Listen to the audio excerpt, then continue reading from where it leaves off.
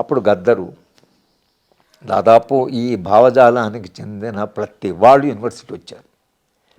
నేను advisor, students ఉన్న advisor. ఈ గద్దను పిలవడం అనేది ఒక పెద్ద సవాల్.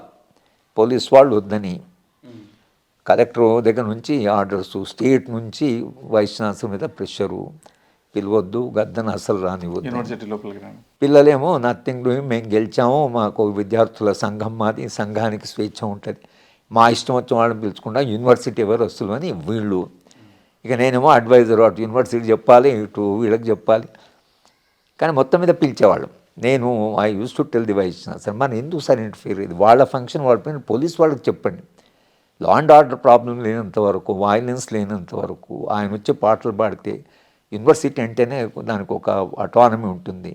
పాటలు పాడతాడు ఆయన, కొందరు దాన్ని ఇన్ఫ్లుయెన్స్ ఉంటారు, కొందరు ఇన్ఫ్లుయెన్స్, కానీ రానివ్వము అనేది విశ్వవిద్యాలయానికి అది సరైన ఇది కాదు. ఎంత ప్రభావం ఉండేది సార్ గద్దర్ గారి ప్రభావం? గద్దర్ గారి ప్రభావం ఎంత ఉండేది స్టూడెంట్స్ మీద?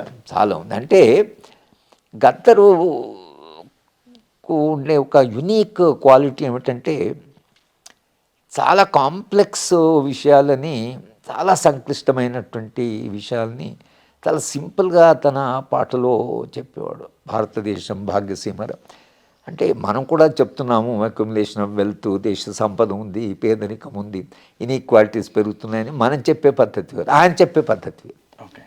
ఆయన కమ్యూనికేట్ చేసే పద్ధతి అది విద్యార్థులకు కాదు, ఆయన కమ్యూనికేట్ చేస్తున్నది జనానికి. కాకతీయ యూనివర్సిటీ విద్యార్థుల సంఘం మీటింగ్ అంటే అది విద్యార్థుల సంఘం మీటింగ్ కాదు, ఆ చుట్టుముట్టు గ్రామాల వాళ్ళని పిలుచుకొచ్చేవాళ్ళు. 4-5 వేల మంది క్యాంపస్లో. ఈయన గద్దరు మాకు 9 గంటలకు ఫంక్షన్ అయిపోయేది, 9కి మొదలుపెట్టేవాడు ఇక పాటలు పాడి, తెల్లవారుజాము 4 వరకు పాడేవాడు. ఇక ఆయన పాటలు పాడిపోతే మాకు కొన్ని వారాల తరబడి అవి రింగ్ అయ్యేవి. అంటే ఇక మనకు మైండ్ అంతా ఇక దాంట్లోనే, అంత అబ్జార్బింగ్ కెపాసిటీ. సరే, ఆయన ఇన్ఫ్లుయెన్స్ అనండి మొత్తంగా సమాజంలో వస్తున్న మార్పున చాలామంది పార్టీలోకి కూడా వెళ్ళిపోయారు. పులేంజయ పార్టీ సెక్రటరీ అనేవాడు, ఆయన యూనియన్ సెక్రటరీ, నేను అడ్వైజరు. కానీ వినేవాడు అసలు. ఆయన అంజయ్య మొండికి వేసేవాడు కాదు, ఇది కరెక్ట్ కాదు అంజయ్య అంటే వినేవాడు, చాలా ఓపెన్గా ఉండేవాడు. ఆయన పార్టీ సెక్రటరీ అయినాక మళ్ళీ ఒక సందర్భంలో కలవాల్సి వచ్చింది. మాకు పౌర హక్కుల సంఘంలో ఒక క్రైసిస్ వస్తే నేను బాలగోపాల్ ఆయన కలిసి చాలా ఆర్గ్యూ చేయవలసి వచ్చింది. ఆయన అంజయ్య ఒక మాట అన్నాడు, సార్ మీరు చదువు చెప్తున్న కాలంలో, మేము విద్యార్థులు ఉన్న కాలంలో మీరు హ్యూమనిజం, ఇప్పుడు కూడా హ్యూమనిజం అంటే నేను నా మార్క్సిజం హ్యూమనిజం కాదా, హ్యూమనిజం ప్లస్సే కదా, మార్క్సిజం హ్యూమనిజం ఉండదా అంటే, ఆ హ్యూమనిజం ఉంటే కానీ సామాజిక మార్పులో అవి పద్ధతులు అవన్నీ వేరే ఉంటాయి సార్, మీరు కేవలం హ్యూమనిస్ట్ అయితే అది సరిపోదు అని. అంటే ప్రాణాలు కూడా ఇచ్చారు వాళ్ళు, పిల్లలందరూ ఉద్యమాలకు పోయారు, ప్రాణాలు ఇచ్చారు. ఇది జీవితంలో ఒక అనుభవం. ఎవరు మీ విద్యార్థుల్లో పెద్ద లీడర్లు అయిన? ఇది అంజయ్య ఇంకా పార్టీ సెక్రటరీ టాప్ పొజిషన్. ఇంకెవరు ఉన్నారు?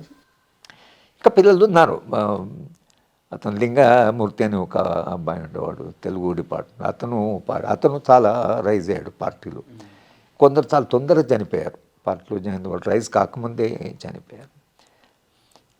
ఈ సాక్రిఫైస్ కూడా ఒక రకంగా, పిల్లలు ఇంత చిన్న వయసులో ఏదో ఐడియలిజం పెట్టుకోవడం, అక్కడ పోవడము, చనిపోవడము.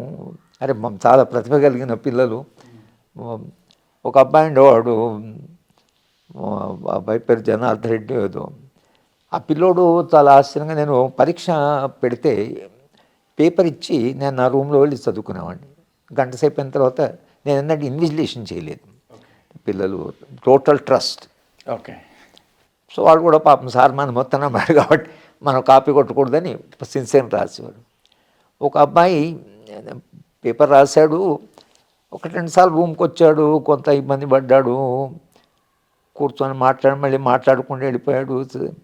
3వసారి నేను చెప్పిన, ఏమైంది అసలు నువ్వు ఏందో చెప్పరాదా, నువ్వు ప్రసారం వస్తున్నావు అంటే, సరే నేను 2 ఆన్సర్స్ ఏవైతే రాశాను, ఒకటి కాపీ కొట్టాను సార్, అసలు ఒకటి సిన్సియర్ రాశాను, ఆ కాపీ కొట్టిన క్వశ్చన్ మీరు కరెక్ట్ చేయొద్దు, ఎందుకంటే నాకు ఆ పేపర్ ఇచ్చినప్పటి నుంచి అయ్యో నేను సార్ మనం నమ్మి పోతే నాకు నిద్ర పట్టడం లేదు, తిండి సహించడం లేదు, ఇక మీరు అది కరెక్ట్ చేయమనంటే నేను కొంత రిలాక్స్ అవుతాను సార్.